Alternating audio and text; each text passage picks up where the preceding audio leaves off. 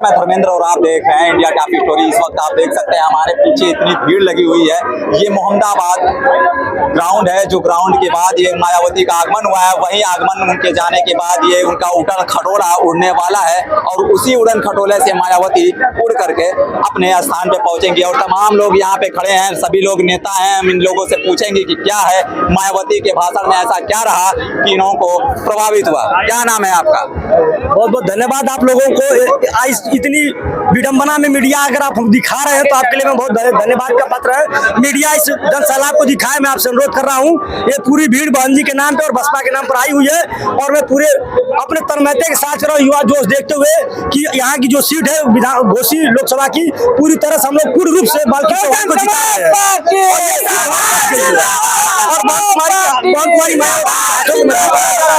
और आने वाले 2024 में हम चुनाव को फाइट कर रहे हैं। किस तरीके से चौहान परिवार को आप अपने अंदर कन्वर्ट कर पाएंगे? चौहान परिवार जो है जातिवाद आज तक पूर्वांचल में एक ही चीज रहा है कि जाति में चुनाव होता है।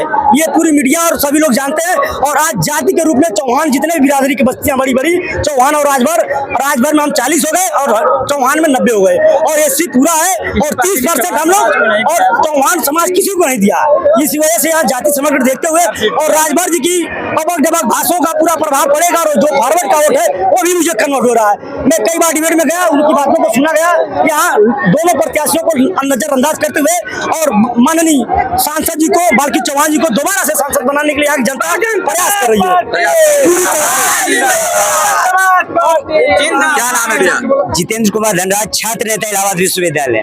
ये आपको विदित है कि बहुजन समाज पार्टी जब से बनी है शोषित वंचित समाज की SC ST माइनॉरिटी की बात की है। आपने कहा बालकृष्ण चौहान जी को बहुजन समाज पार्टी इसके पहले सांसद बना के लोकसभा भेज चुकी है। और सिर्फ जातिगत समीकरण नहीं, ये सभी समुदाय को सर्वजन हिताय सर्वजन सुखाय पे चलने वाली बहुजन समाज पार्टी है। और सभी समुदाय को ये पता है कि बहुजन समाज पार्टी कभी किसी के साथ जातिवाद नहीं करती है, क्योंकि बहन तुम्हारी बहुजन समाज पार्टी की जब सरकार होती है तो उनके अनुपात के अनुसार उनको हिस्सेदारी दी जाती है, उनके भागीदारी दी जाती है। ये आपको पता है कि बहुजन समाज पार्टी में सबसे बेहतर लॉ एंड ऑर्डर मेंटेन करने वाला कोई था तो बहुजन समाज डरवाने वाले सरकार नहीं बनाते हैं। हम लोग बुलडोजर से डरवाने वाली सरकार नहीं है। वो खुद प्रशासन से डरे रहते हैं, उनको बुलडोजर की जरूरत नहीं पड़ती है। आपने 2007 से 11 तक का शासन देखा होगा, किसी माई के लाल और गुंडे की बदमाशी की वो जितने भी बदमाश थे बंजी ने बुला के अपने कार्यालय में सीधे जेल में डालने का कार्यकाल में तो बुलडोजर के डर से सारे माफिया तो घर में जब आदमी जब व्यक्ति के पास क्षमता नहीं होती है तो असलाह दिखाता है। अगर बीजेपी के पास क्षमता नहीं तो बुलडोजर दिखा डरवा रही है और ईडी करवा रही है। उनके पास कोई विकल्प नहीं रह गया है कि बुलडोजर दिखा डरवाया जा रहा है। जो मार नहीं सकता लोग गरियावेला। बीजेपी का क्या मतलब, इसका क्या मतलब हुआ? यही मतलब है कि इनका लॉ एंड ऑर्डर नहीं है, ये गुंडों की तरह अपनी सरकार चलाते हैं। Yogi Adityanath law and order maintain नहीं कर पा रहे हैं।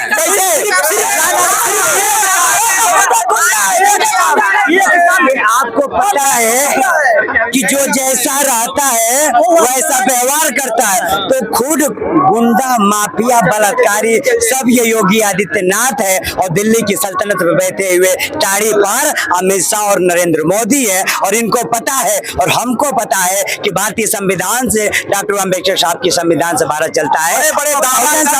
Bahujan Samaj party law and order के अनुसार जेलों में रखती थी, इनके तरह जेलों में मरवाते नहीं थे।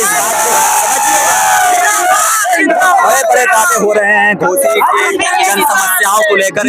आपके पास चौहान जो पूर्व विधायक रह चुके हैं, उन्होंने अभी तक ऐसा वर्क काम नहीं किया जिससे जनता घोसी की जनता खुश नजर आ रही है। इस पे क्या कहेंगे?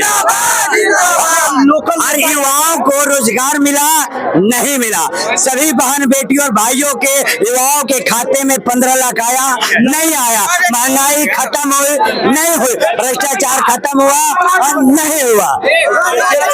तो ये थे चुनावी मुद्दों को लेकर के तमाम अपनी अपनी बातें राजनेता ने रखी है। कोई